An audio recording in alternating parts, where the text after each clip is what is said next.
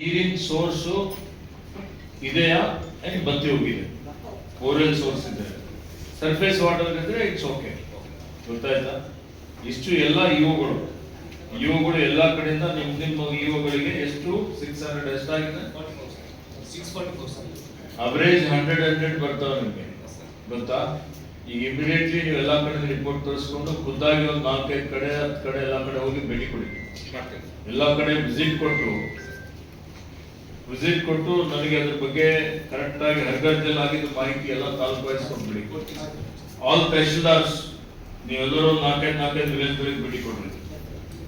ಎಲ್ಲ ತಹಶೀಲ್ದಾರ್ಗಳು ಹರ್ಗರ್ ವಿಲೇಜ್ ಎಲ್ಲೆಲ್ಲ ಆಗಿದೆ, ಹರ್ಗರ್ ಜಲ್ ಆಗಿದ್ದು ಆಕ್ಚುಯಲ್ ಆಗಿದೆಯಾ, ಏನಾಗಿಲ್ಲ, ಆಗದೇ ಇದ್ರೆ ಏನಾಗಿದೆ ನೋಡಿ. ಈಗ ಆಗದೇ ಇದ್ರೆ ಇವತ್ತು ನಾನು ಒಮ್ಮೆ ಆಕ್ಷನ್ ತಗೋಬೇಕು ಅಂತಲ್ಲ, ಅದು ಕರೆಕ್ಷನ್ ಆಗಬೇಕು. ಕರೆಕ್ಷನ್ ನೀವು ಡಿಪಾರ್ಟ್ಮೆಂಟ್ ಏನ್ ಮಾಡಬೇಕು. ನೀವು ಇವುಗಳಿಗೆ ಕೂತ್ಕೊಂಡು ಚರ್ಚೆ ಮಾಡ್ರಿ. ನಿಮ್ಗೆ 15 days ಟೈಮ್ ಕೊಡ್ತೇನೆ ನಾನು.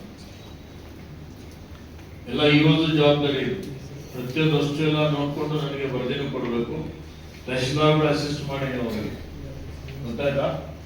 ಎಲ್ಲ ಕಡೆ ನೀರಿನ ಏನೇನು ಸಮಸ್ಯೆ ಇದೆ ನೋಡ್ಕೊಂಡು ಅವು ಎಷ್ಟು ಇವ್ರು ಈಗಾಗಲೇ ಘೋಷಣೆ ಮಾಡಿದ್ದಾರೆ. ಘೋಷಣೆ ಮಾಡಿದ ಅರ್ಥ ಏನಪ್ಪಾ ಅಂದ್ರೆ ಈ ಊರಲ್ಲಿ ನೀರಿನ ಸಮಸ್ಯೆ ಎಲ್ಲ ಪ್ರತಿಯೊಂದು ಮನೆಗೆ ನೀರು ಬರ್ತಾ ಇದೆ ಅಂತ ಆಗಿದೆ.